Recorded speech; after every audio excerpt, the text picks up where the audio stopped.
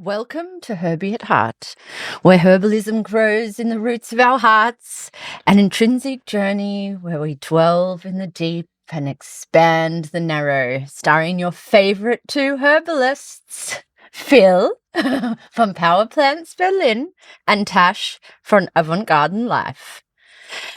Here we explore one plant every show and invite an interviewee who we feel represents a part of the plant. Indeed we do. And today we step across the threshold, out of the ordinary path and into the dappled light of the forest. Here waits Amanita Muscaria, the fly agaric, red-capped, white-spotted, wearing the unmistakable cloak of myth. It is a mushroom of paradox, branded as poison, yet woven into stories of luck, ecstasy, danger, and deep initiation. It stands where fear and fascination meet, asking not for quick consumption, but for respect, questions, and a careful relationship. In its presence, we are invited to slow down, sharpen our senses, and remember that not all medicine is meant to be easy or tame.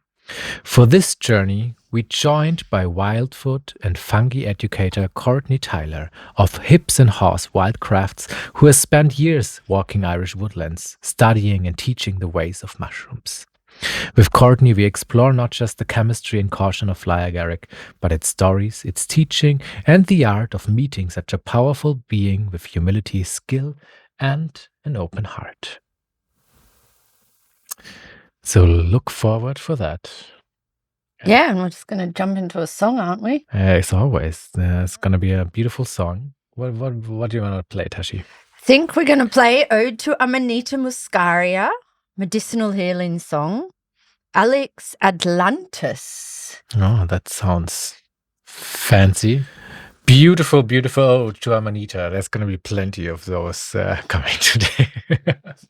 I love the music choice of this episode. Yeah, before we get into our experience or talk about the Amanita, we want to mention our beautiful tapestry. What do you call it? Wall hanging. Wall hanging Mushroom. for edible mushrooms. Educational. It's also very educational. It is an educational mushroom. Mm-hmm. So thank you, Olivia, for handing it out to us today, and so we can show it to the world. Yeah, if you want anything, if you want this lovely piece, I'm not even sure she has more, but if you want stuff, she has lots of lovely stuff. You can find her at oliviasaywood.holistic. We're gonna link her in our show notes, so you can find her Instagram and her shop and everything you need. Woohoo! Jazz hands. Mushroom hands. Mushroom. Okay. So, guys and girls and Tash, what's up? And everyone. I don't know. All the people. I'm not sure how we're gonna start this episode. So Mm-hmm, the thing is, this fly agaric is such an interesting mushroom. And normally we go direct with our experience, but maybe we should talk a little bit about the mushroom, and like say goodbye to some of the understandings that we might have, or prejudices that we might have. Misconceptions, yeah. Because first of all, it is a poisonous mushroom, but it's not deadly. The deadly amount, I think, lies over 100 grams of fresh mushroom, which is like a lot. There is no recorded death of eating Amanita muscaria fly agaric mushroom in Germany or Europe, I think. I'm not sure about anything else, but yes. So there is poisonings from eating it, and these kind of things are happening, but you can eat it and you're not going to die. And there's even safe ways to eat it. Isn't that incredible? So we have these. We have these kind of misconceptions, but it's such an old traditional mushroom with such a big tradition and ritual, and yeah, we kind of walk by it and have this idea that was created in our head. This is poisonous. You should not touch it, and people are actually like they feel invited to destroy it. Often I go to the forest and I see fly agarics on the floor because people were like hitting on them or like stepping on them, and they kind of wanted to destroy it, which I find quite interesting. That's You're not the first person who said that. That actually, someone was saying that to me, a few people last week about that. Yeah. About how people go to the forest. Okay, that's why I often see them off their thing when I'm in the forest. I've never seen anyone literally do it, so I wasn't clear what that was. Yeah, I thought it was animals. no, I don't think it's animals. I think it's Ah. people who are like, oh, this is a poisonous mushroom, it's not good, or something like this. So there's like a weird idea about this mushroom. Okay. And it's one of our oldest traditions and ritualistic mushroom for shamanism here in Europe, especially in Eastern Europe. So this mushroom and hallucinogenic contents and agents inside have been used for like centuries. Also, not even just the hallucinogenic parts of the mushroom, but also like promoting numerous different things. Yeah, what? Like taking it for courage. So you don't necessarily use it for the hallucinogenic properties. You use it so you can go into warfare or even childbirth or things like this to give you courage, which would be another preparation then. You would. Yeah, you would. I guess they would do it like how we've prepared it. As a tincture, the more dried or version dried of version. it. Yeah. I mean, it's said to be used for the berserks or the Vikings, and before they entered the battle, that they took agaric, fly agaric mushrooms. Also, other herbs like often nightshades or something, but also like recorded of use of fly agaric, which is quite interesting. That's where I know it. That's where I understood it from. And I don't know if they're using the hallucinogenic properties of any of these plants. It could be that they've created other versions of them to give them certain vibes. Yeah.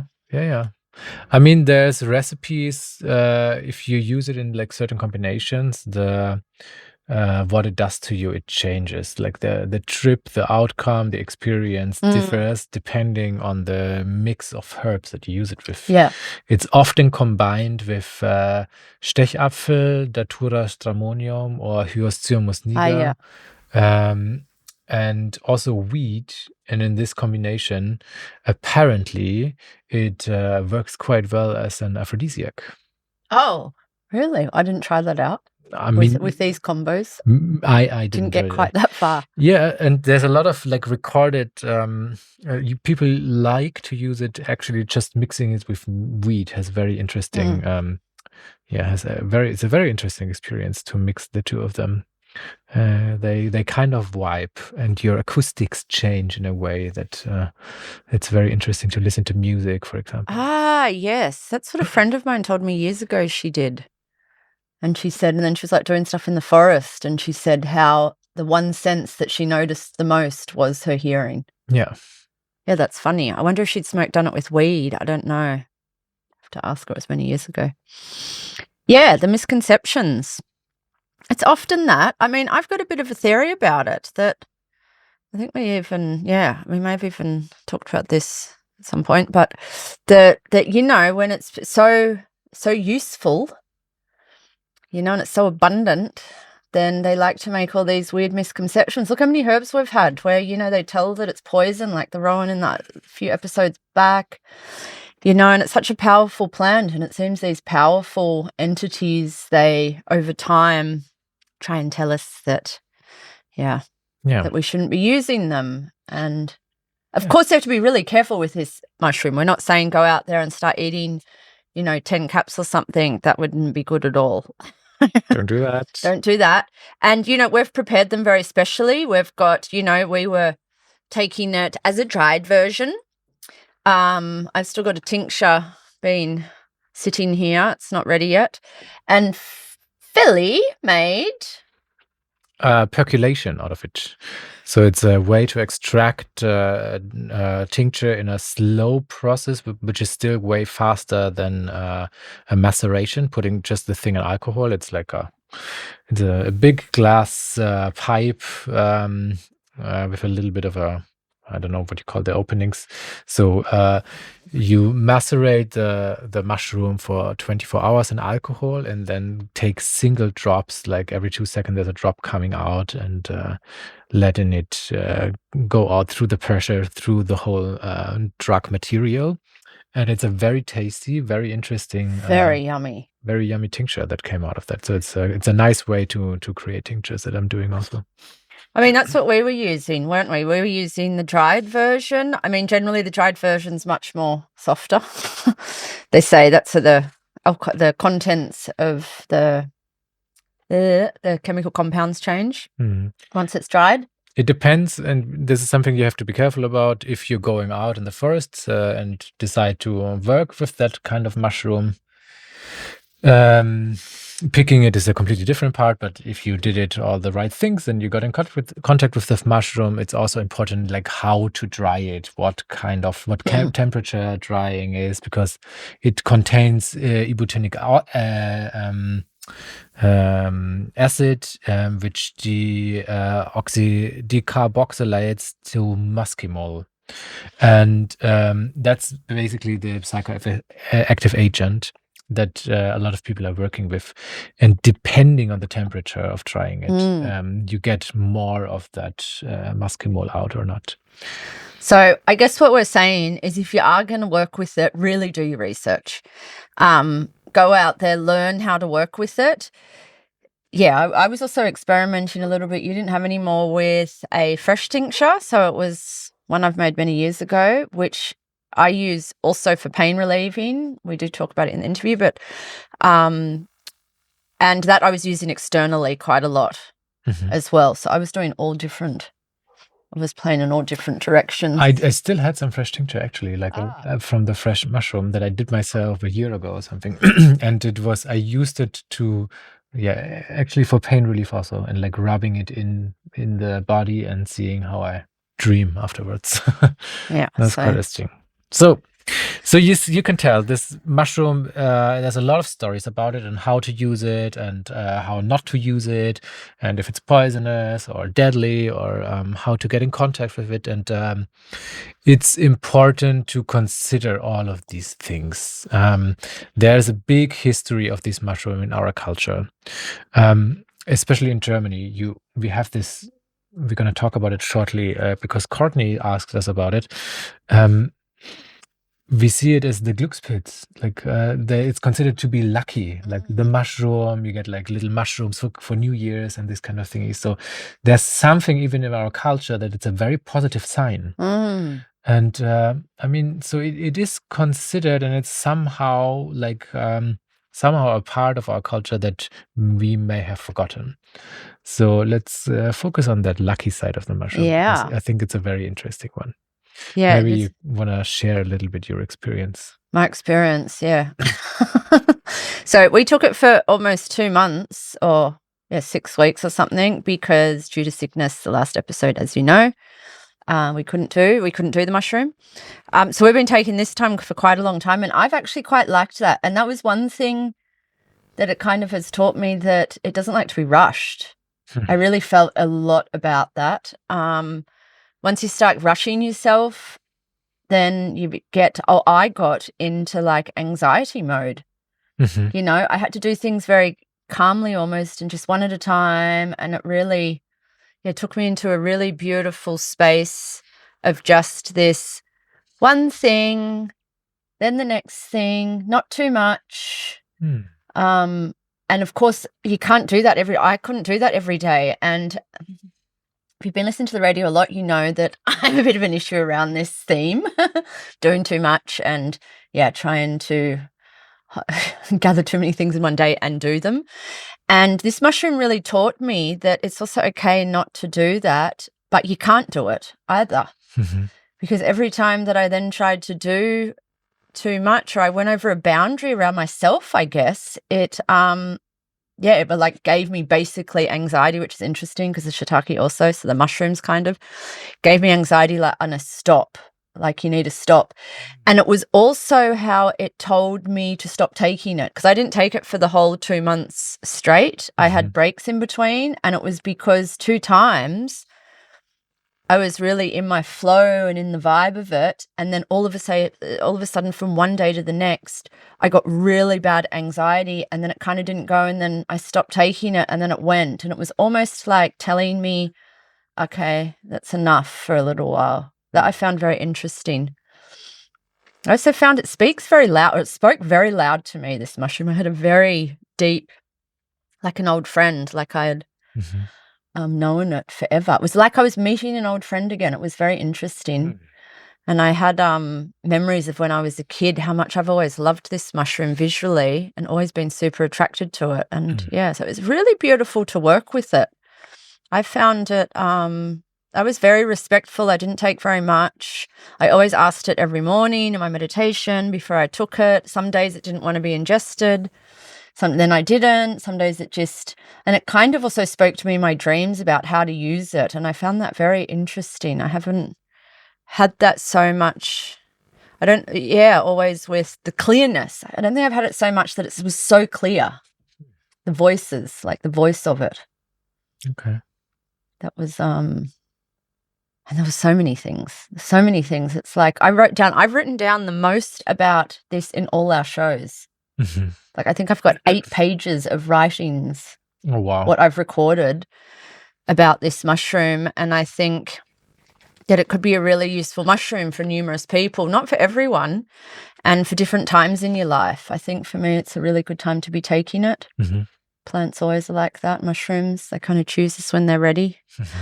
And the fact, and I think you also said this, that when you, it was everywhere. All of a sudden, all these people were coming to me like, oh, yeah, I've been trying it to go to sleep, or like, I don't know, then they'd use it, or they told me stories without me even telling them that I was taking it. It was very interesting. And on the way here, I was behind a bike that had an Amanita hanging from the back. Really? Yeah, and I was following it the whole time, and I was like, that's like magical, you know? And it is there's something very magical here. I mean, about a lot of plants and a lot of mushrooms, but yeah, I can't even describe it in words. All the things that were happening. But, you know, I had those crazy dreams, and I had like a rebirth dream, and not even a rebirth dream. It was more of a rebirthing night in my sleep, of like almost like it was shedding all this old stuff which I'd not managed to get rid of for such a long time. And then somehow it was just this one evening, the first time I took it at night, that I could just, like, it was like I came out of this like just shell of sorts, or like I shedded this really old thing and was sweating and having really weird visions. And I didn't take that much. It was just it was almost like a rebirth from something old in a way. I felt like it's been very supportive in numerous ways for me, and showing me a lot of stuff that I don't want to look at, especially anxiety, like fear. It's really brought up a lot of fears that you don't want to look at. And that's why I thought this courage, when I read about the courage association, I found that very interesting. Yeah, makes sense. You know, to help you walk through your fears, whatever they may be. You? Honestly, I have no freaking clue. I didn't really get in contact with that one. It was really, really hard for me. I mean, first of all, the first time I took like way too much. I think I started with 25 drops of a tincture, which you're really not supposed to do with such a plant. And I was not really like conscious doing it. I just did it and was like, yeah, let's see, blah blah blah. I wanted to take it, or more like I have to take it. And like I did it kind of always before going to bed. I really didn't want to start my day with doing it. And the first time I did it, I got so freaking tense. Everything in my body was like tensing up. And that was quite interesting, because I told you just before about how I made the tincture, and that's something I recently learned from an amazing man called Enrico, who worked at the Zietenapotheke here and did the tinctures for them. And he taught me about this style of creating the tincture. And of course, he was also taking Amanita at the same moment while we were. Of course. Yes, it was like the same connection. It's super random. And a lot of people taking it. And very interesting. And then he told me then when he's taking it, his hands are like cramping up. Like it doesn't matter how much he takes? I think I don't know how much he took, but like his hands are like cramping a lot. And the kind of same thing is happening to me. So for me, I always see these kind of overdoses as a little bit of a homeopathic proving. So my idea with that is I have a feeling if I take too much of that plant, and it does this, I get an idea of what I can cure with that. So maybe, and it fits like the pain relieving theme of that mushroom externally applied. It's a really, really great with pain relieving headaches, sores, arthritis, like any kind of these things. So like that, maybe it's taking out the tension that we have in the body. You feel able to relax again. Yeah. And a lot of people are saying that because this muscimol apparently works in our receptors, kind of a parasympathetic release. So it's or like activator. So like we are starting to get relaxed, and the nerve system is relaxing. And what I heard online for a lot of people that they're getting like super tired from that mushroom, because for a first time in a long time they're actually starting to relax. And with the tincture, I have to say I didn't really feel that. It did not relax me. And in the end, I only took like one drop before going to sleep. But for me... And you didn't try it in the mornings? I tried it in the morning sometimes, but still... You still had the... interesting. And I find it interesting because I don't like the taste. I don't like the smell. So there's something in my body is like, that's not for me. Yeah. And I feel this plant, even though we were proving it for like 2 months, which is kind of intense, it's not my thing.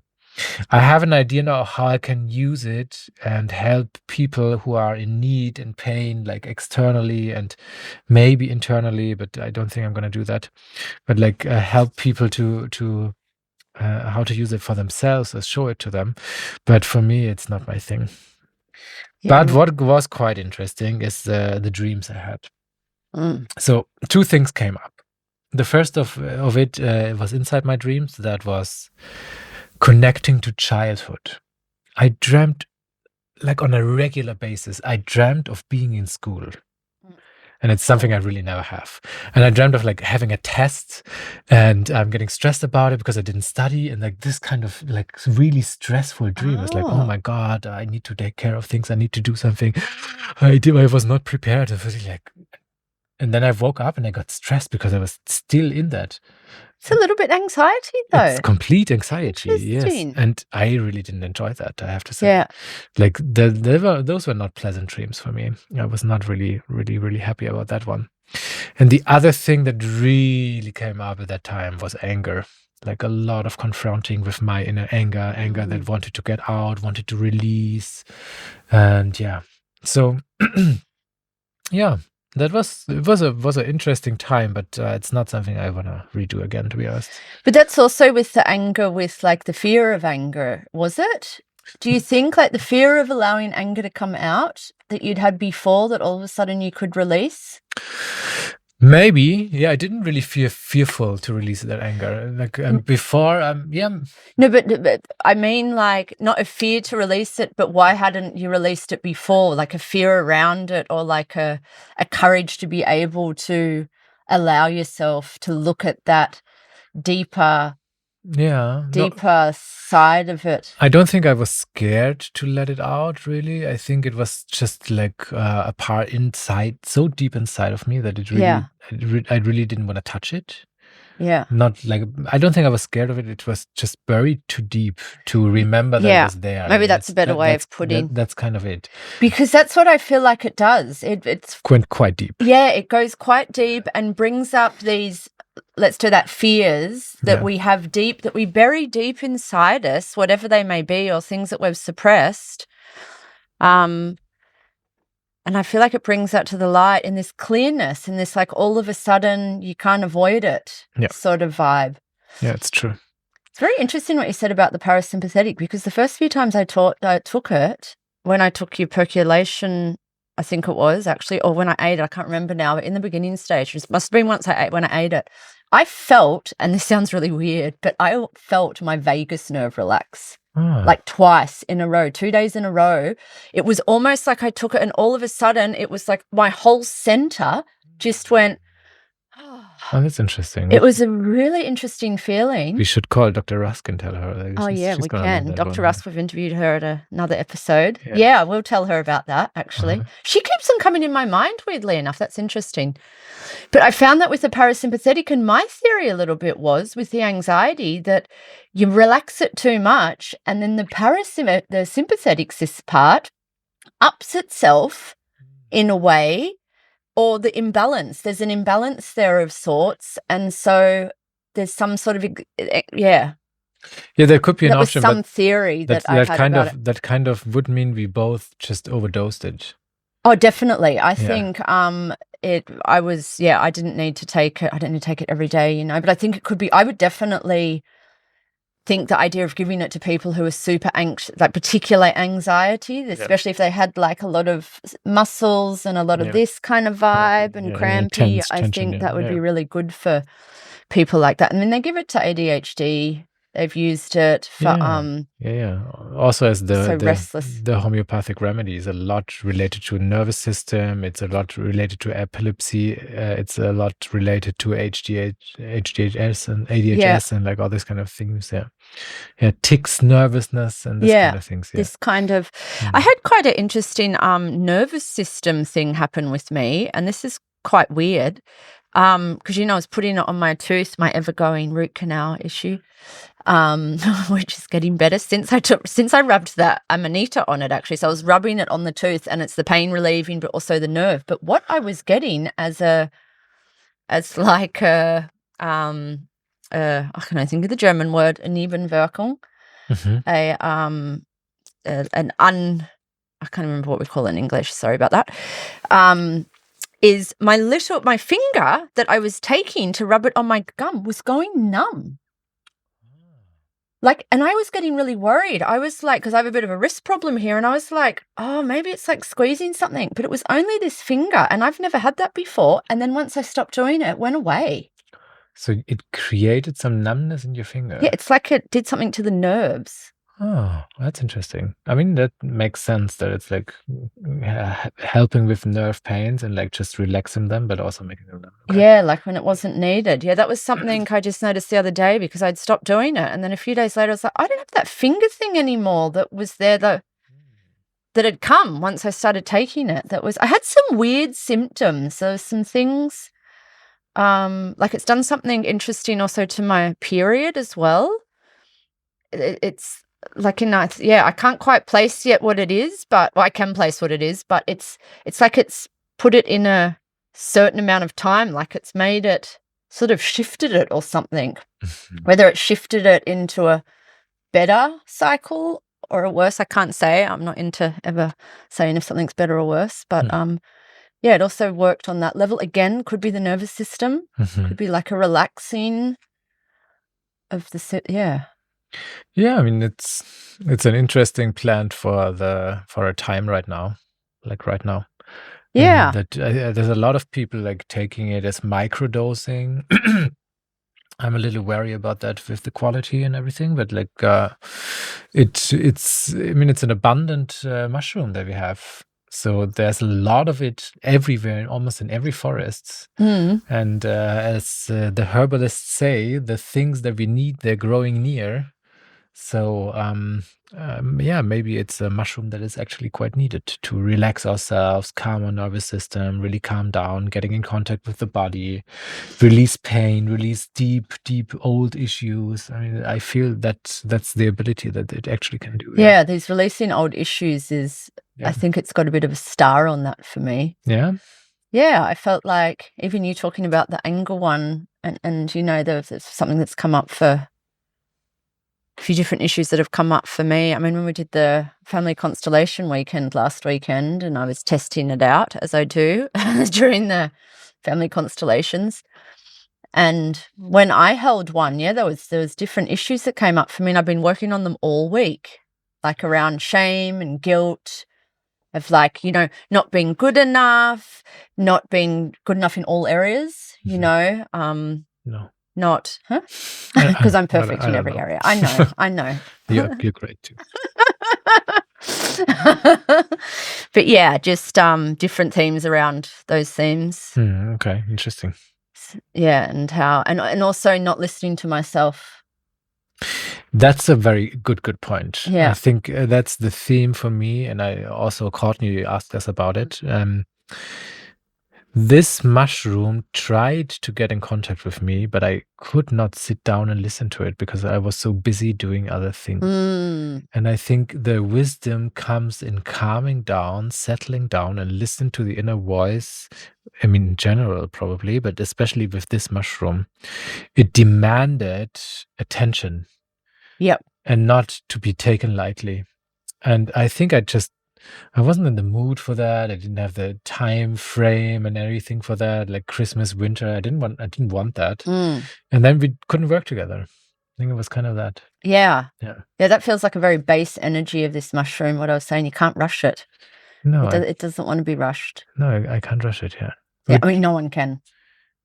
Maybe someone else. Maybe there's some other people out there that can, but I had the same vibe as you. You can't. Even when we did the interview, which we recorded the other day, even then I was rushed. No one else was rushed, but I was rushed, and I could see. Did you see how I disassociated in the interview? You see, I'm like really disassociated, and it's almost like it pushed me back. Like, you can't rush. You can't rush me. You can't. And you had to be very present when you took it. Every time I took it, I really spent, a moment with the mushroom, really thanking it and giving it some energy, giving it space actually to work its beautiful magic. Yeah. It's true. The only time I actually could connect to it, and I forgot everything about it, which is quite funny, is when I did the percolation and I miscalculated the time when it's done, because you need to manually stop the percolation process. And it was like 3 a.m. when the percolation was done. So I had to set myself an alarm to get up to stop the percolation. And I was completely awake. And then I was like, okay, now it's done. I want to try it and see what it does. So I took quite a bit of it, and like it was 3 a.m, and then went to bed and just got in contact with that mushroom. And then we could actually like start a connection. From that, I have no memory what happened. Oh, that's which is very interesting. It was very deep, and I was like, I need to remember it. I need to say it on the podcast. But maybe it was only important for my subconscious and not to be said online or in public. But when you were sleeping, I was completely awake.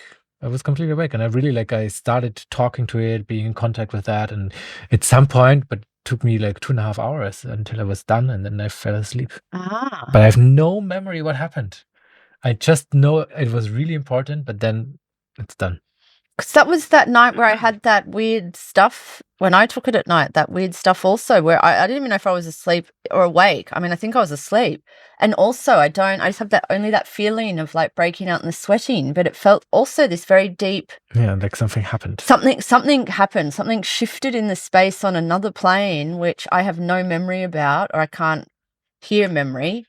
Yeah, I mean, the traditional use of the shamans that took it were like they were taking quite heaps of it, a big amount, and the people who wanted to get in contact drank the urine of the shaman. So maybe it was a little bit of, we went a bit too far working with it ourselves without any training or like not the amount of respect that it actually deserves. I'm just talking for myself. I think you did it a bit differently than I am. But it was an interesting experience, humbling experience that, and so we still got in contact, but I think taking the time and really, really getting in contact with it, you need more time. 2 months is not enough. You need really, get it yourself in the forest, do a ritualistic foraging, the way you're taking it, doing a ritual around taking it, and really respecting the spirit behind it. I think then you can go deeper, but that wasn't in for me at that time. So yeah, the timing maybe wasn't right, and also when you're busy, this isn't a. That's not a time. I don't think it's a mushroom to be playing with when you're super busy. That's my personal experience of it. I don't think it's a mushroom they should be playing with. No.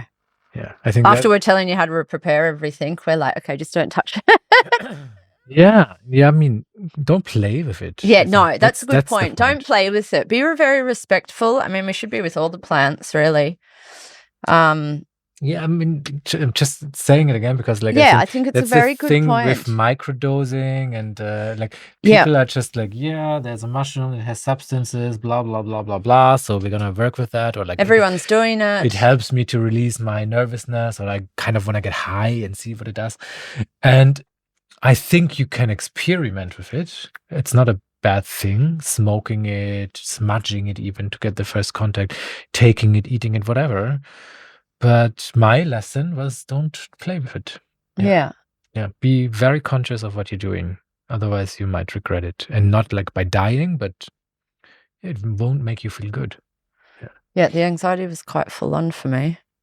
And also some of the stuff I went through throughout the time. It's a little bit more, it's a bit of a roller coaster. Yeah. It's a lovely little thing. Yeah, it is. Let's play a song, huh? Yeah. Sounds good. Okay. Let's do the funny one. I think it's the time for funny ones. We need some, because the mushrooms are funny beings, actually. They are. They're very quirky. They're tricksters. Yeah. They kind of want to trick you, and they lead you one day, and then you get somewhere completely else, and like, I didn't tell you. Yeah, they're quirky. And I like them. They are very quirky. Even though this one was very clear with its path and clear, like very direct with what it, in my opinion, with what it told you, it's still, there was no moving. There was no like, okay, I felt like I couldn't be a trickster, actually. I felt like it was telling me you can't be a trickster and pretend that the stuff's not going on or the stuff's not happening. Do you know what I mean? Okay. Like it was like, yeah, you can't. I've got my eye on you. I know what's going on, kind of vibe. I know what's happening down below. Okay, good. You can't trick. Can't pull the, in English, in Australia we say you can't pull the wool over my eyes. Okay. It's a bit like that vibe. Fair enough. Okay. So let's do Manny Neumeier. Manny Neumeier, classic. We played it, I think, at one of the first shows. Manny Neumeier from Guru Guru, and we're gonna play a song called Fungal. Ooh. Okay, so as you all know, we always have a little interviewee, and we like to have a connection between the interviewee or explain it to you why we're choosing them, and then we always write a little piece about it. And here it is. In the red and white cup of Amanita Muscaria, Courtney meets a mirror of her own work, something wildly misunderstood, that when approached with respect reveals layers of medicine, myth, and mystery. At her project, Hips and Haws, she walks that edge between awe and caution, teaching people that this so-called poisonous mushroom is also a storyteller of old Europe, a shamanic ally, and a doorway into a deeper relationship with the forest. Courtney listens.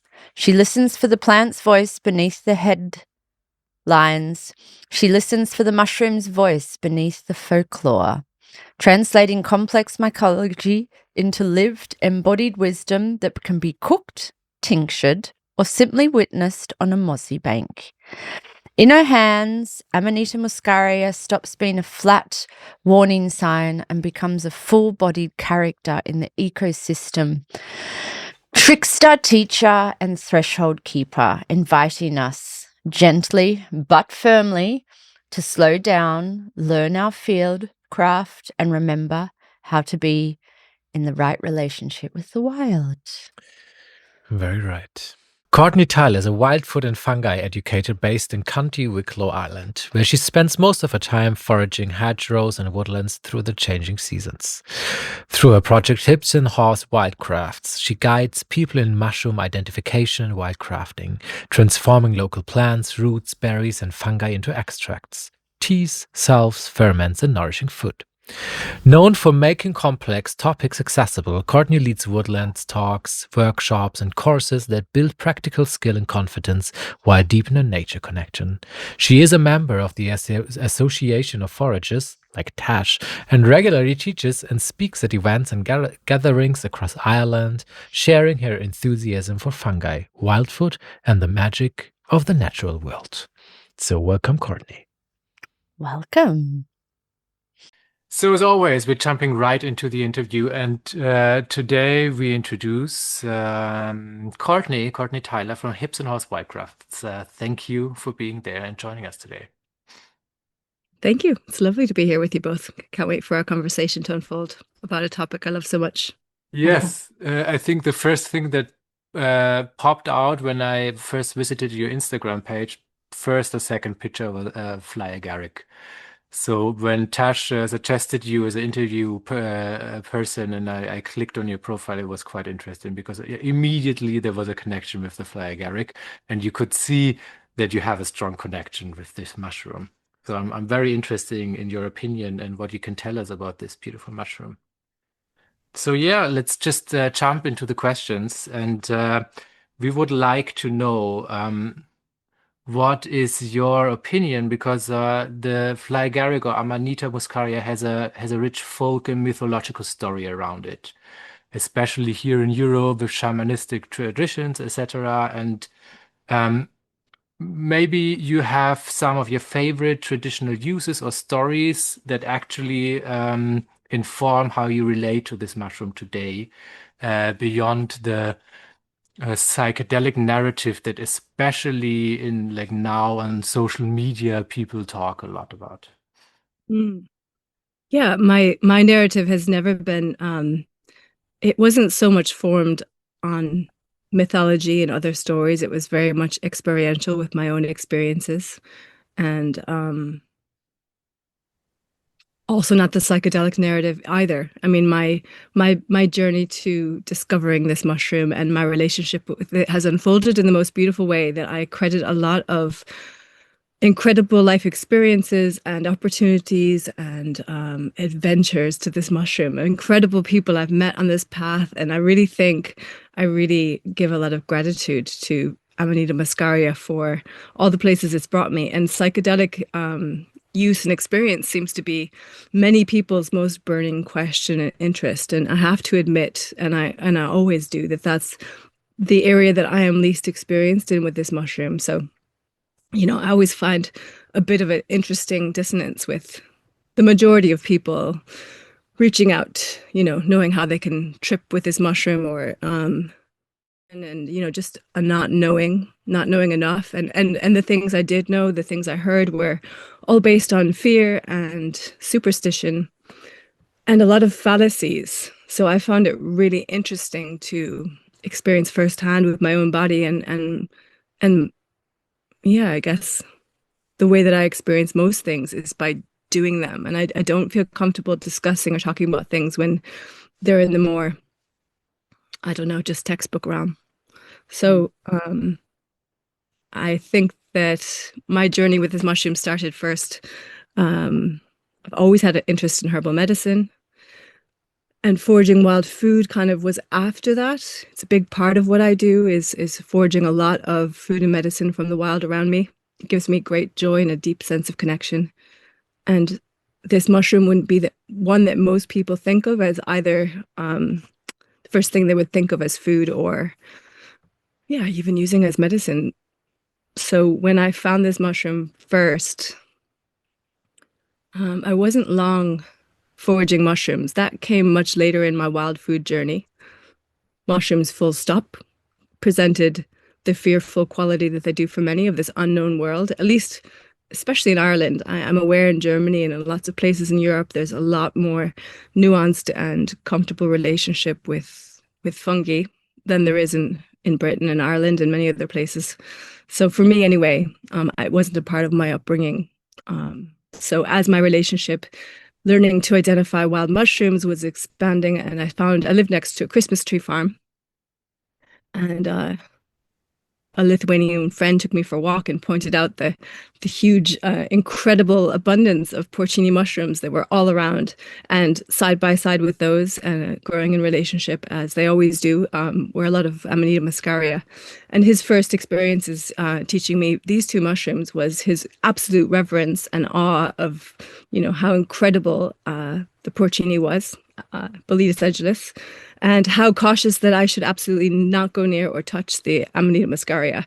And he'd been raised with so much fear that this mushroom was so dangerous and so deadly poisonous that it shouldn't even be touched. And that was my first introduction. And as I went for walks looking for the porcini, I was so intrigued by the beauty, as most people are, I think, when you have the opportunity to discover one of these creatures in the wild. And for me, anyways, when I'm walking amongst the trees and the deep crimson red, sometimes really big fruiting bodies, I found some that were way bigger than my head.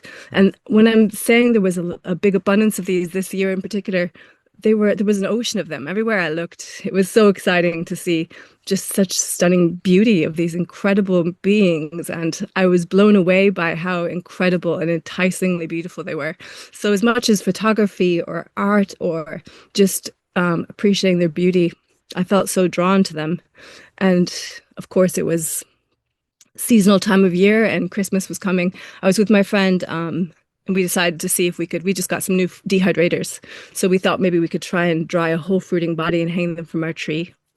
And that didn't quite work out in that way. But I remember that we had our car full of fly agaric mushrooms in the dash, and we were going to go home and dry them. And I remember we parked in a cafe and someone came up knocking on the window frantically, and this seems very Irish and superstitious now. It was an older person. They were like, "What have you got there? That is so dangerous. The fairies, like you have to put them back.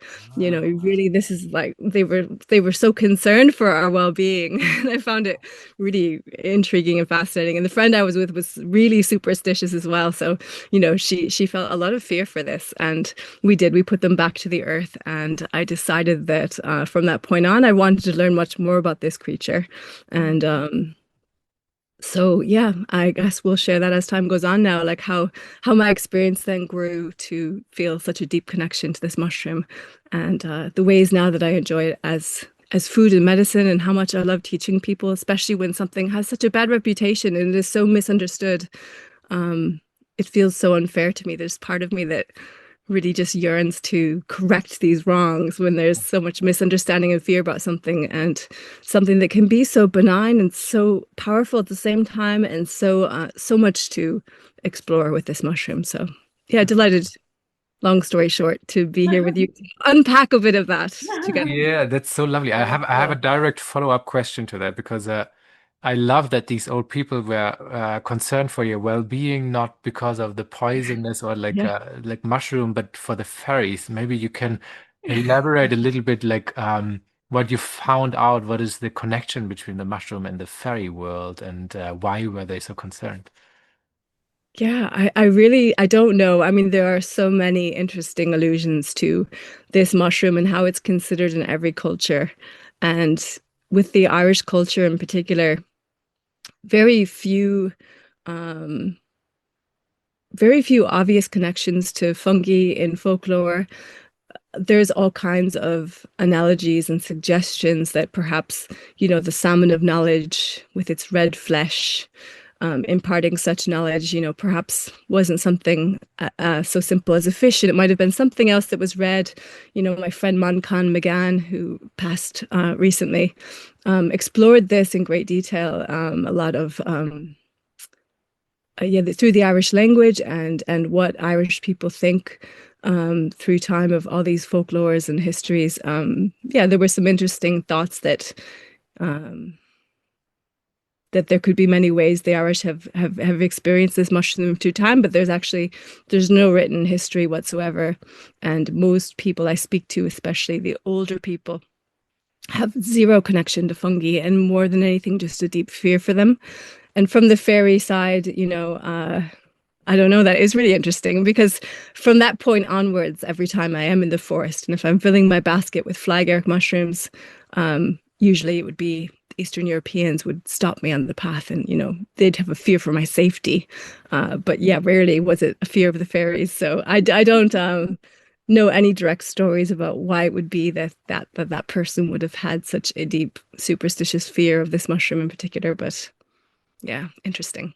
And Yeah. they do have quite a lot of connections with fairies in fairy tales. You often see fairies playing on them. And we know in Germany, I've been told here that with the fairy rings, and that when you find a group of the fly agaric that are in a circle, that you have to be very wary to walk into it, because that means that it's created a fairy world within there, and that you could be disturbing them. That I know from here, from people that have told me. But I love that story that you've told, the way you've found yourself to fly agaric. And I find the mushroom very much like that. It's very loud in a way, and it's very clear, and everyone has their very individual journeys finding their way to Yeah, get in yeah. there somehow. It's, And yeah. that trickster energy is very Yeah. fairy. I mean, I think that a lot of people, when they speak of flag Eric and its energy and its medicine and the way that it works, they often use the word trickster, which is a word I really like. And I think that that's something I very much associate with the fairy realm, that kind of mischievousness or trickiness or the complexity of, I guess it's not just a straightforward thing. There is a bit of a playful energy about it and very, very fairy-like. Yeah, there's so many stories of I guess all the art has usually there's a fairy in conjunction with the flag art. I'm really interested. I know that in Germany in particular, there's a lot more connotation to this mushroom um, that seems more specific to Germany, especially with good luck. Isn't that right? I think New Year's, and I don't know if it's Christmas or just New Year's, but the imagery of the flag Eric on all kinds of cards and images throughout time I've seen that refer to it being something of great luck. Yeah, there's even the word Glückspilz. So it's Yeah. like a lucky mushroom. Yeah. Mm. Yeah, yeah. Yeah, it's very interesting. It's true. Um, Talking about the superstition towards this mushroom, that directly leads us to the next question, which I find interesting. So I would like to know how do you approach this mushroom when you go to the forest? Like, is there a way of ritual how you get in contact with it when you harvest it, when you forage it, and how do you proceed further than preparing it, dosing it, in a way that feels just respectful towards it. Mm. Um, I think first, what I consider when I think of that question, I guess maybe I'll start with where are the places I go? Where do I find it? What do I look for? Like, where do I walk and I kind of get this feeling and I go, oh, I know she's here. Like, so we did mention Christmas tree farms and porcini mushroom, Boletus edulis. So they love to grow in relationship with each other. They grow in relationship with the same trees. Where there's one, I almost always find the other, and I think they grow in a dance. I often find a flush of one, and then a week later, a flush of the other. Sometimes they're side by side, but often I think they kind of seem to do this beautiful dance between their their fruiting of abundance between one and the other, taking turns. And so the trees I'm most often looking for are forests or yeah, Christmas tree farms are amazing. Although, hopefully if you're looking for food or medicine, it's hard to find sometimes ones that aren't sprayed with a lot of chemicals. Mm. But if they aren't, then it's a great place to look. But yeah, oak. I find them around oak, which I think isn't so common around the world always. I find them here often in association with oak, but particularly obviously always with birch. Mm. Birch and pine and spruce are probably where I find it most. I love the birch tree, and I would always make an effort from September, October, November, December. If I saw a stand of birch, either that's in a park or in the forest, or the edges of, I don't know, residential areas. This year I got a phone call.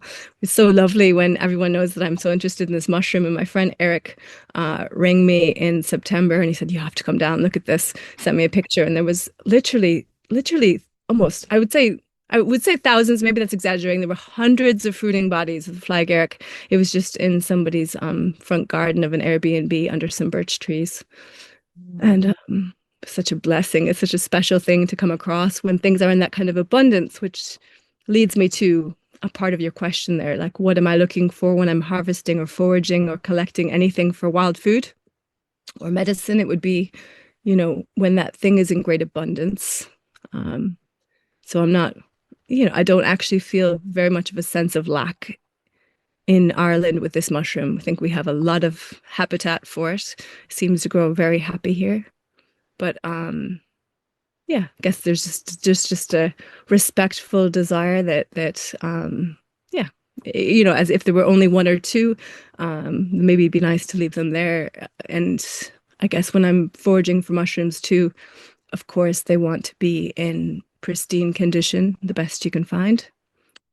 That's something people learn over time. It's interesting for me as I teach people about mushroom education, how often you remember that not everyone has developed the eye yet for what is, what is a mushroom in premium condition. Sometimes people pick things that are far past their best. So, of course, if we want it for food or medicine, it wants to be in really good, fresh condition. And really beautiful thing to observe any plant or mushroom through its life cycle to really know and understand safely what it looks like at all stages of growth. So let's see. I wouldn't usually pick them when they're extremely small in the button stage. I guess I'm so familiar with them now that often I have picked them at that stage also, and I have no idea about the potency. There's all kinds of people who speculate about at what stage are they most potent. And I don't know if there is an answer to that anyone knows with absolute certainty. But as long as the red is showing through the cap, that's a very clear indication once you're familiar with this mushroom through all life cycles, and you see the bit of red coming through. There's so many mushrooms that there's a lot of caution needed in identifying safely, but this mushroom in particular is extremely unlikely to be confused with many other mushrooms if you know what you're doing. There's other red mushrooms, but really when you look at the features, once it has the bulbous base and its vulva and the ring or the annulus, then it can't be confused with anything else, nothing that's dangerous with its bright red cap. But bearing in mind, of course, as you know, it's in the family member, the genus of some of the most deadly poisonous mushrooms in the world. But they do not look like she does with her bright, deep red. Yeah. Yeah, that red's very the red with the dots, which sometimes doesn't have the dots, especially after rain. I find the dots sometimes be a bit wishy-washy. But yeah, especially when it pushes up through grass, I think it really loses its yeah. when it's kind of pushed up through some layers of grass, or the grass sometimes grows this way, and then all the spots have been lost. Yeah, okay. But yeah, that red is just pretty. It's pretty. It's a very red of its own. Yeah. And then coming back to how I pick them, then, I suppose I do have a practice of gratitude, or, maybe sharing my intention that I would like that I'm, maybe asking permission in my mind, to Amanita Muscaria, like just checking in, that I have permission and sharing my intention that it's for healing and well-being and sharing with my community. And then I would generally pick all those that I find that are in premium condition. So if they're very waterlogged, if it's been raining a lot, that's not the best time to harvest them. They can be so full of water that they turn very quickly. But yeah, as many as I can safely and comfortably process when I get home, because that's part of foraging. It takes a lot more time sometimes to go home, and one of my favorite herbal medicine words is garbling. That stage where you're picking off the debris and chopping and cutting and preparing for preservation or making into medicine or food. And sometimes that stage takes way longer than most people imagine. Like there's this part where you're walking through the forest and you have your basket, you're looking for all these amazing creatures. And sometimes, you many times go home with an empty basket.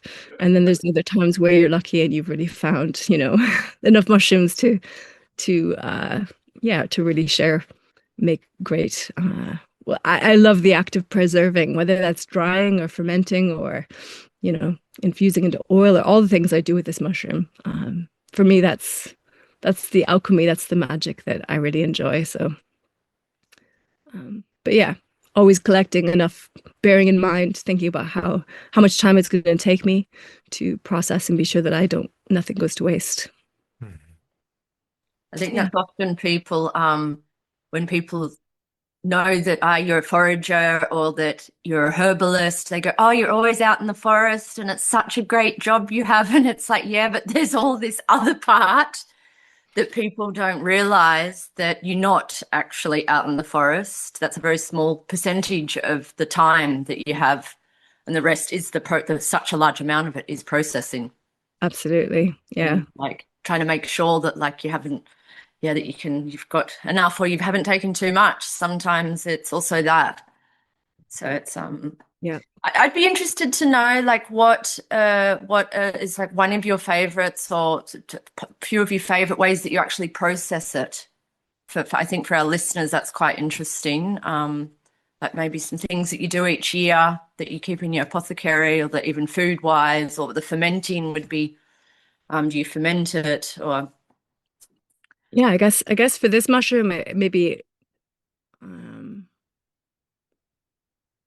might be doing the very standard and basic drying of the mushroom. If indeed, usually when I come across it, it's in great numbers, so I'm processing a lot at one time, and so time is of the essence. I find for this mushroom more than some, I'd like to be processing it right away after coming home. Some other mushrooms might be more forgiving. Depends on how much rain there's been, or like I mentioned. But often, yeah, this one I find can turn much quicker. So I often start by drying the caps in particular. The stalks or stipes I might keep for food uses, so I'll explain that in a moment. But the caps are what I use primarily for medicine making.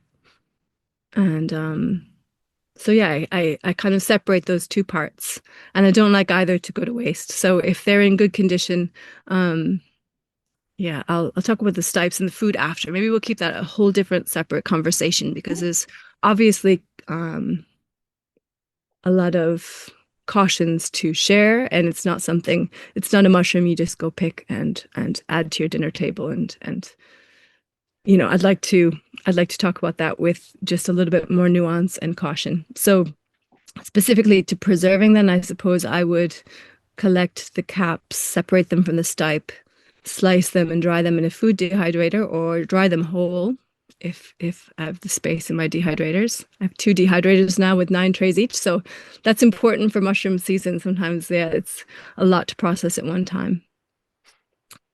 And in the climate here, which is very damp and cold, I do have a wood burning stove, which helps a lot. If I were forced to dry them inside, or I have low tech options too, like over radiators and things if people don't have dehydrators. But yeah, I think they can turn really quick if they're not dried properly quickly.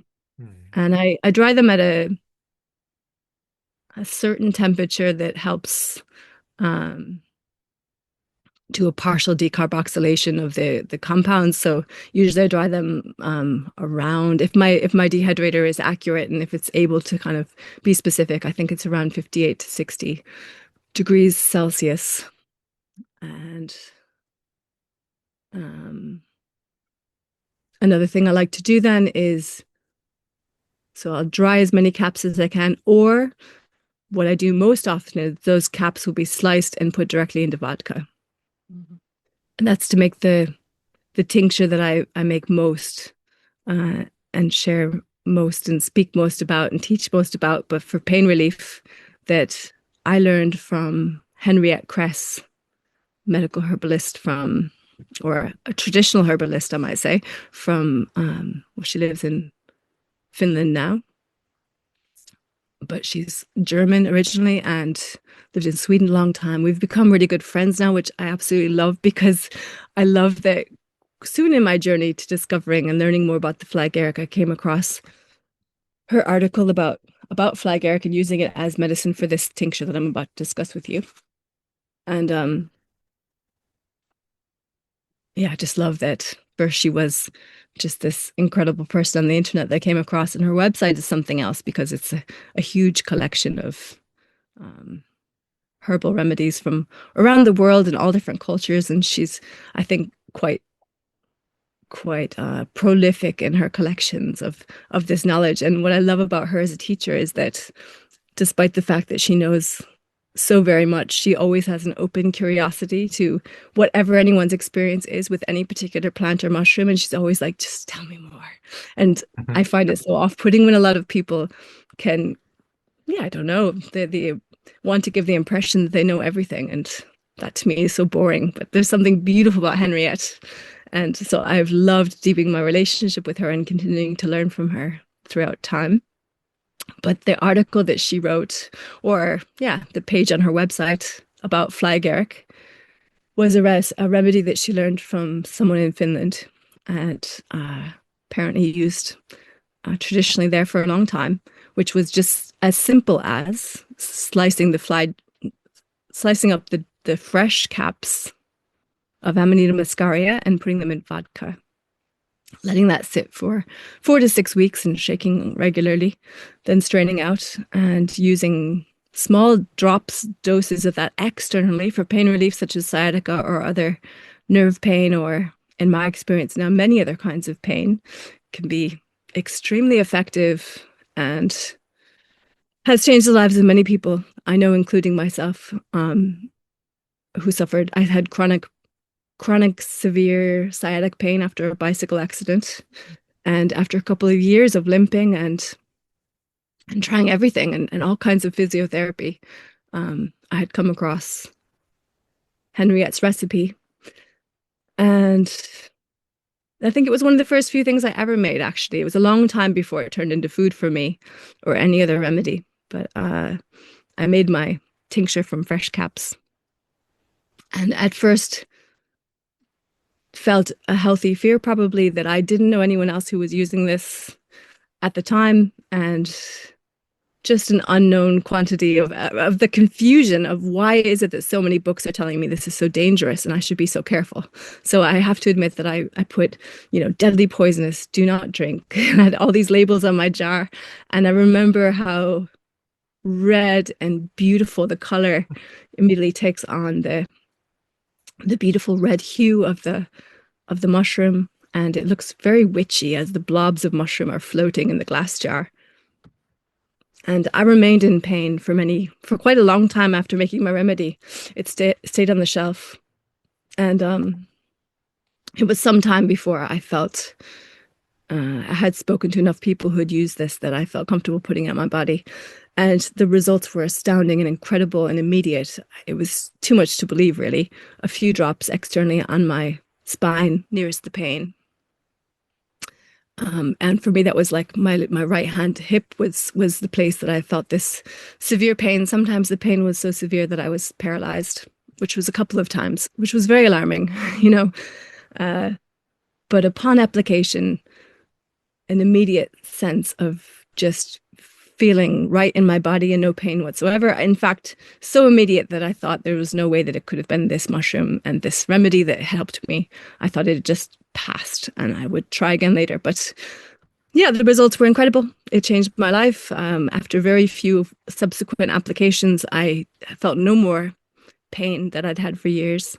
And as I went on then to share that with my community and friends and family, the feedback I got from people was incredible. And yeah, I wish I would have shared from the beginning, like screenshots, and kind of collected all of the responses I got from people. But it really blew me away how many people, they didn't even know what it was or necessarily what it could have been or what was working, because maybe they were passed the bottle from someone to someone else. But I'd usually hear back and get these amazing stories from people, which I do now collect. And maybe every week I'm lucky enough to receive messages from people around the world who try this remedy. And it's really incredible to hear all the different ways that different kinds of pain they have. many people who suffered chronic, diagnosed as fibromyalgia pain or such an extreme. Some people with all kinds of arthritis. Some people, they tell me, of course, it doesn't help them. But I'm interested that even with advanced arthritis for some people, when there's obviously degeneration in the joint, that still this can be something so helpful for many, not for everyone. Lots of people have told me they were going to have surgery on their hand because they had such severe pain, and after a few applications have gone on to cancel their surgeries. I have many, many of those stories, and it's such a gift to receive them. Another friend of mine, who now is a friend, but got in touch through Amanita Muscaria because he has Parkinson's disease. And you might know that in homeopathic medicine, Amanita Muscaria is indicated for Parkinson's. And so he knew this and wanted to explore further and decided to self-medicate with Amanita Muscaria. First, he used the tincture, but then he went on to create a decarboxylated remedy from dried caps. And, it was beautiful to receive kind of his effusive praise, and maybe he wrote me beautiful poems and just expressed such love and excitement because his life was changed so dramatically from some of his Parkinson's symptoms that he especially experienced when he, in the evenings, had to come off of his medication, and experienced so many symptoms through the night.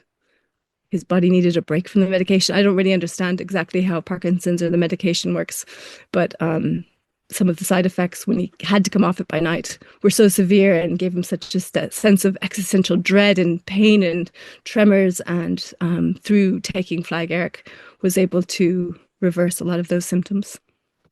So it's just been beautiful to receive all the ways that, coming back to the tincture, such a simple remedy could impact so many in such a positive way. So that would be what I'm most teach about and get so excited about, because I think that even if we're simply applying this externally, particularly if one is in the forest seeking out their own mushrooms or making their own remedy, I think there's so many levels of connection that are built that don't have to be that we're consuming the mushroom internally. And I think that growing a relationship, if you feel called to, if you want to explore this mushroom further, whether that's in any capacity, I think it's beautiful to create that direct relationship where you make your own medicine and you seek out this mushroom in the wild. And you go slowly. And for me, the application externally was no less powerful to developing my relationship with this mushroom. It doesn't necessarily have to be something that people are learning the complex preparations to take internally safely. So I might have gone off on a few tangents there. So if you want to pull me back to any certain question, I'm very happy for that. No, it's very interesting. So lovely to hear the stories and how it's helping people and connected to such a simple and beautiful recipe. So I think it's such a powerful story, and I was in awe listening to you. So thank you for sharing that. I think it's really important that this message is spread. So please keep on going. Thank you. I often feel this just, I guess, fascination that so many people are teaching it from its psychoactive qualities. And I think that's jumping straight into the deep end. And I think that, well, for me anyway, my philosophy is, developing a relationship with something. And that, and going slow with this mushroom, I think, is really important. And whether you are taking it possible ways and all the possible benefits that could have, I think even, I think it's just jumping straight into the deep end of taking it internally. And I think there's so many ways to work with it in a very safe way. And it can be so extremely powerful and gentle at the same time, and safe when adhered to this recipe and used as indicated with just such a few drops externally. I don't feel that it's any less powerful. And And I think I feel like sometimes I'm one of the few voices that just keeps coming back to the simplicity of this very simple recipe, very simple preparation, and very safe application compared to so many in the world who want to just seem in a hurry to take it in large doses internally. Yeah, I think it's a very, very important message, especially for people like me who love intense relationship with with the devas. I think my first approach was taking like 25 drops of it, which was yeah.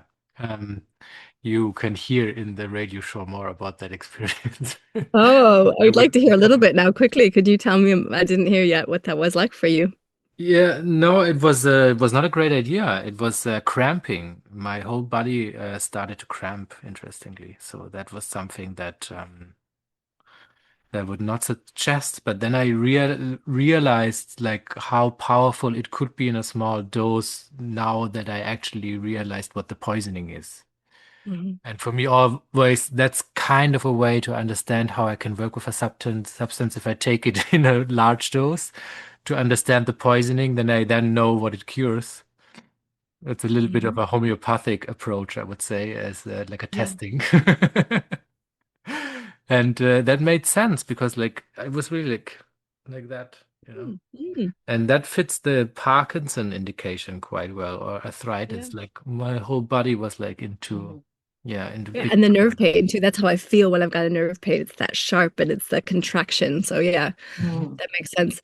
And just hearing you say that to me is also fascinating because a reminder to everyone who's listening that everyone reacts so extremely differently to this mushroom in all of the different ways it could be prepared, and each person individually, this mushroom, that trickster element, more than anything else, it isn't something we can give a certain dosage to because, I've had many friends who've taken 25 drops or much more. And, some friends who've taken I don't know how many dried caps or, experimented with this mushroom and many people that feel nothing for huge doses and others that, the tiniest amount can give them a very strong reaction. So another reason to come back to that caution and safety of going slow Mm. and not needing to rush into an intense experience. I think that, yeah, pretty interesting. Yeah. Yeah, maybe that leads us to our next question, which it's uh, a bit of an internet trend, not just internet, of microdosing, fly agaric. Tash and I, we recently talked about it, that it was like given out on a festival that we're not naming, and people started to feel poisonous effects, and it's not regulated, for example, in Germany. I don't know how it is in Ireland, which is a good thing. We can use it, which is very nice. But it's people can buy it in large doses online, not having to be in contact and starting taking it without any caution. Mhm. And yeah, maybe you can tell us a little bit your ideas or your concerns about that approach to that mushroom and where this trend is going. Yeah, I hear a lot of stories like that, and I think that universal hunger that I hear that I've mentioned of so many people wanting to trip with this mushroom, I think is a dangerous trend.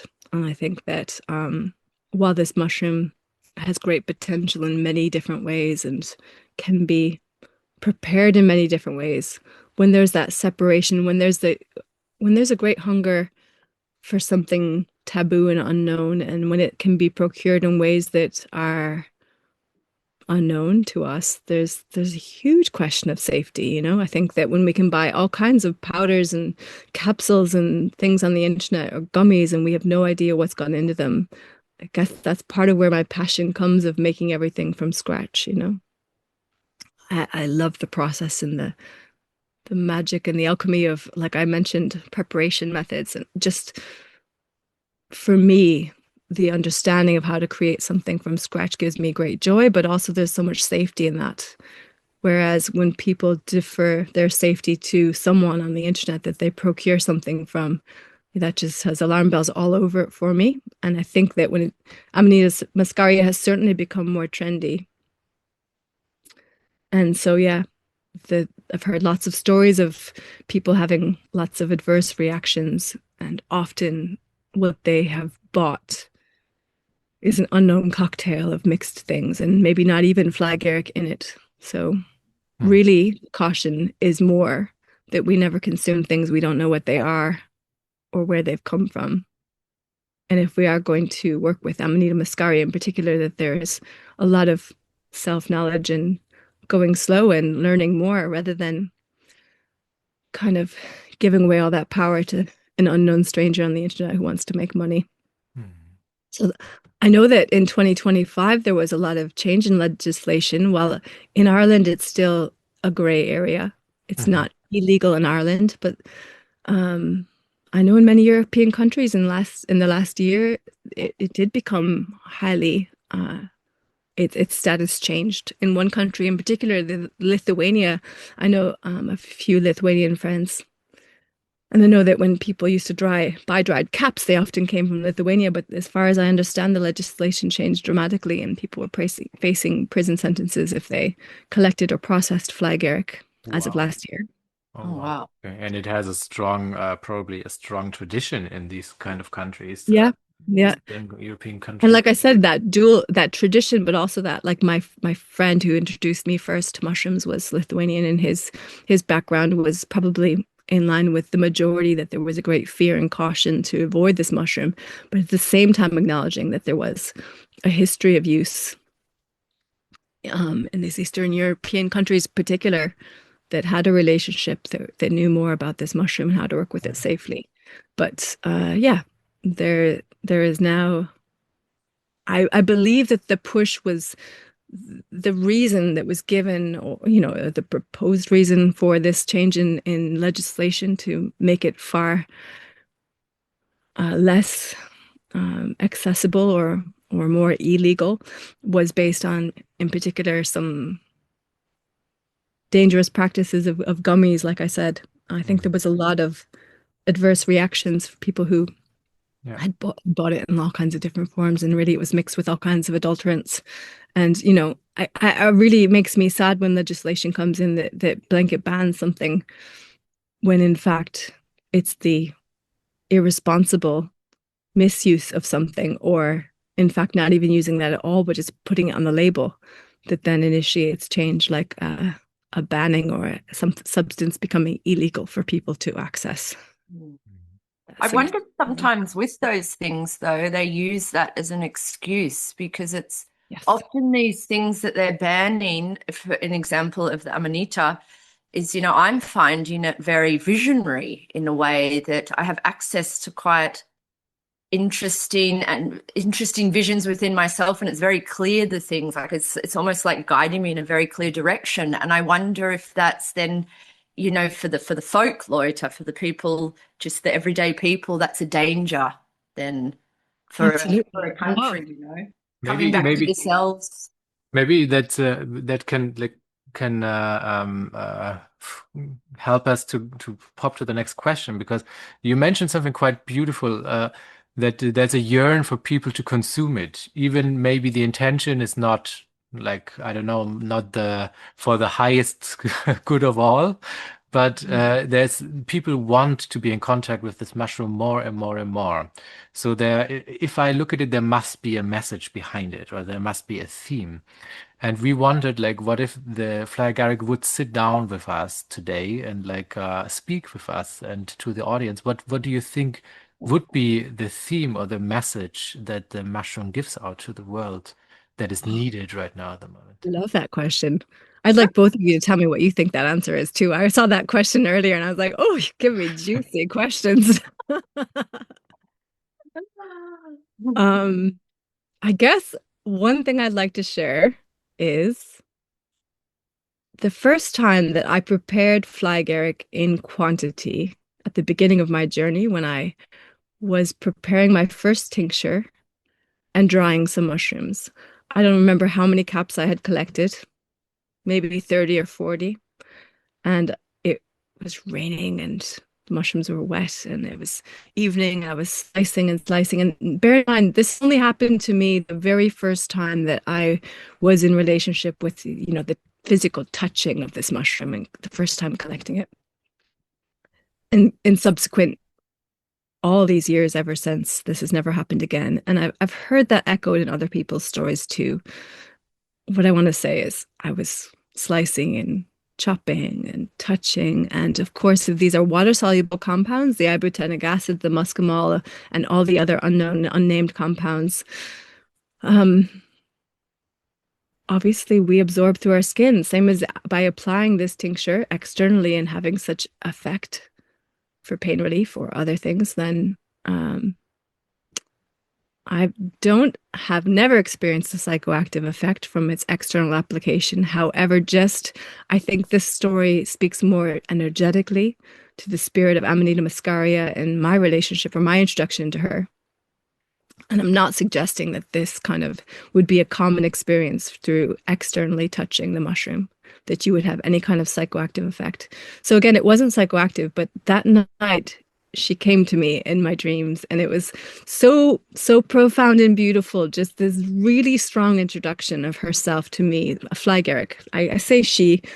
To me, she came as this very kind of strict, matronly grandmother. She was very severe but loving, severe in the most loving kind of way, very, very motherly.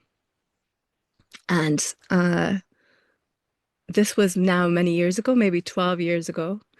And she said, I am Amanita Muscaria. I am powerful.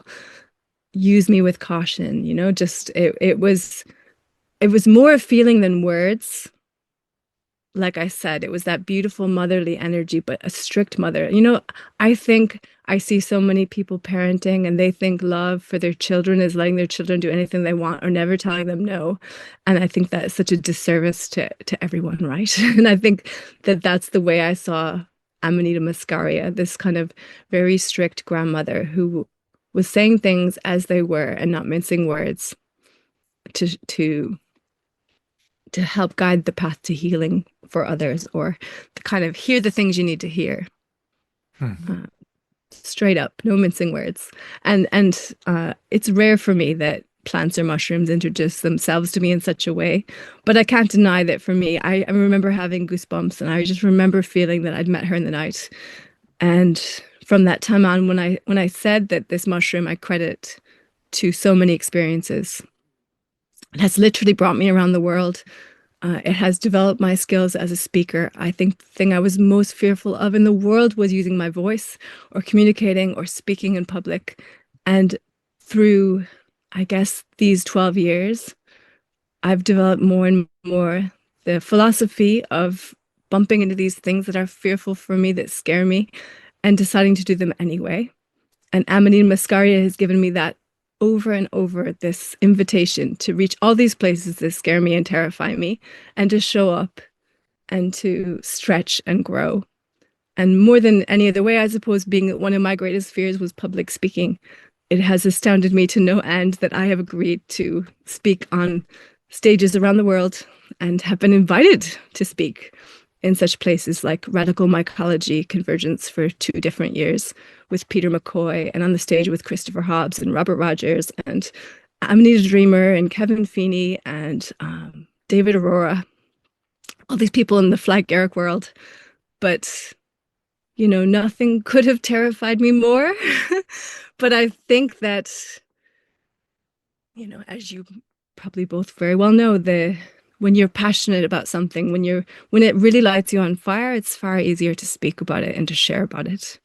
And even though, I guess I credit that constant invitation to show up to all those places that scared me, I directly credit to Amanita Muscaria. It's brought me so many connections with so many incredible people. It has truly changed my world and allowed me to grow and stretch into someone who is way more me. And whether this was my relationship with her, meeting her in the forest, putting her on my skin, now eating her as a food, microdosing, sharing, teaching, drawing, making the art, going to those stages and sharing my experiences just for me, this has been incredibly life affirming, and it's brought me so many friendships and travels and experiences that to me is just so beautiful. And I really, really credit Fly Agaric for that. And I don't know if I hear people sharing that those are the kind of things that they feel it's brought them to that invitation to be more ourselves, or to grow and see into those places that maybe are less comfortable to look into. Thank you very much, Courtney, for this lovely interview. Like, that was really amazing. I love to hear you speak with such a passion about this beautiful mushroom.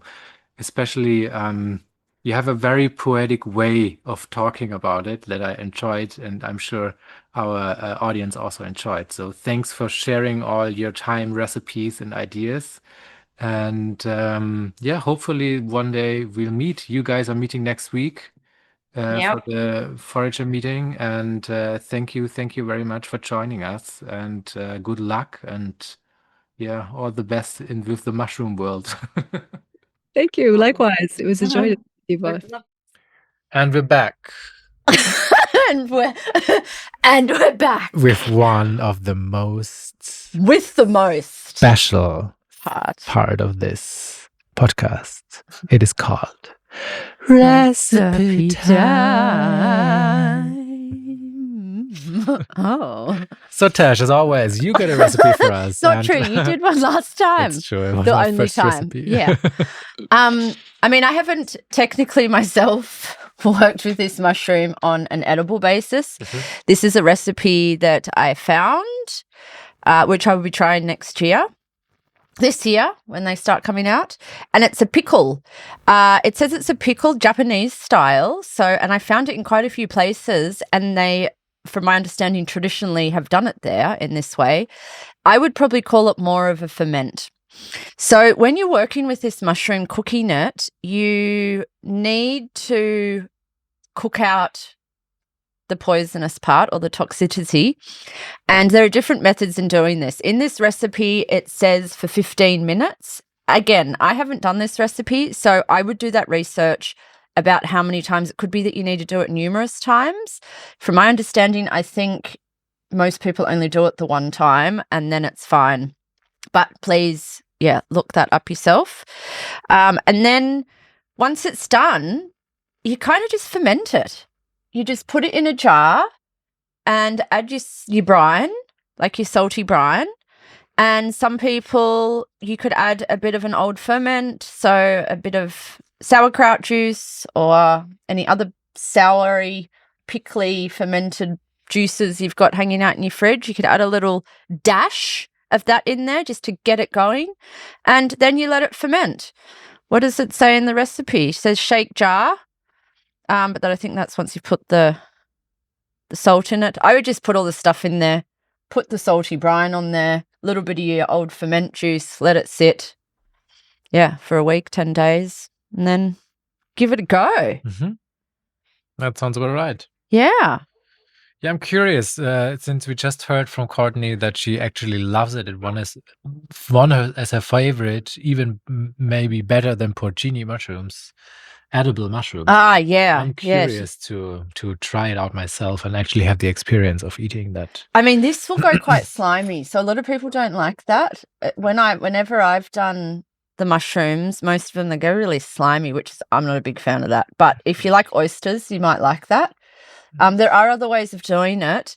I even found another recipe where it was put in risotto, which I think could be really funky. Yeah, around Hamburg, there's a tradition on like cooking things with Amanita. Interesting. But I didn't find any recipes, just the fact that there's a culture around it. But we should just try it out. Yeah, we'll try it next year. Unfortunately, we couldn't try it now. We would have loved to have done a recipe. Yeah, it was not the time yet. No. It's very umami. Like, even I found the tincture, I actually love the flavor. You weren't such a fan, but I found it such a great umami flavor that I could drink the whole bottle almost. I didn't, but there was something about it that was very like nourishing and like, Yeah, I get what you mean. Yeah, could be interesting also to season with it. Yeah. You then have to prepare it. Yeah. Yeah, like like a fly agaric soy sauce style. Yum. That could be interesting. Yeah, like really ferment it for a long time and like reduce it. Yeah, I wonder if the flavors would change then. Maybe we should experiment with something like that. There are some really great books out there about even, I should see if we can put that in the show notes if I can find it. There's a really good book and it's only about Amanita. And there's a few good people around. When you start Googling Amanita, it's like a whole world within itself. There's a lot of people doing lots of cool stuff with it. So if you're super interested, get out there, get on the whatever. Buy books. I'm always into buy books. Buy books. Support the authors. Support the people who are experimenting with it. Yes. Get in contact with that. Don't play. Be respectful. Yeah. And enjoy. Yeah. We certainly did it, even though it was an interesting time, and it's not my favorite plant/mushroom to work with. But even with shiitake mushroom, I'm not sure if I love the psychedelic parts of mushrooms a lot, but maybe. Yeah, I don't mind a bit of that here and there. Yeah, but we're not real mushroomy people, are we, in a lot of ways? No, we don't react with them that well, both of us. Yeah, I feel quite mushroomy, to be honest. Like, I'm a trickster person. Maybe we're too mushroomy. Remember last time we did the shiitake, we talked about this. Like, maybe we're too, like, watery. We both got lots of watery. Yeah, it's true. Could be that. Yeah. Maybe we're too watery and a bit too moony and they kind of hit deep. Maybe we get a bit... we get a bit overwhelmed by it. Yeah. You know, that I wondered that with it because we both. I really enjoyed the Amanita, to be honest, but it wasn't like easy with some other plants. When usually with plants, I kind of can navigate them a bit better. In mushrooms, I do tend to get a bit overwhelmed. Both of them have had anxiety, so. Yeah. So, Tashi, do you have any invitations? No, I've got my next herbals course starting soon. If you're interested, just write me an email. I'll put you on the first in, first served list, which will be going out in February, March. That's starting in September, the next round. We've got some exciting things coming up this year, so keep posted with Herby with Heart, Herby at Heart. Yeah, we're going to let you know once it's there. Yeah. But keep your eyes peeled on us. We certainly will. Yeah. Yeah, and I think if you like our show, then, as everyone says, get on the Insta, get on the tube, the old YouTubey. Give us 5 stars on Spotify, Apple, or whatever. That really helps us get the love out there. Share it, and yeah. Yeah. What do you got coming up?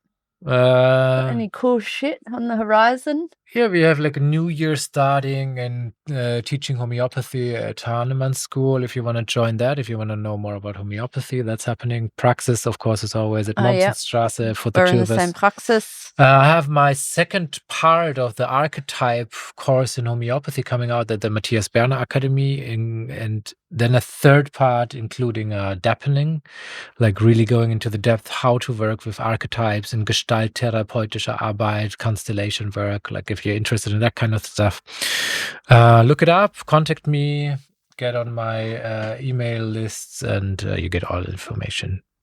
And that's basically that. Yeah. A lot of cool things happening. I'm looking forward for the year. The fire horse is coming. It's going to be amazing. Feeling that energy. Yes. Slowly feeling the last whip of that tail, I can tell you, of that snake tail. The snake tail shedding. That last hardcore shedding whip is really getting me. Yeah. Good theme, good time for Amanita. And now we are getting into some fiery action. So expect some fiery plants coming up in the next episode of Herby at Heart.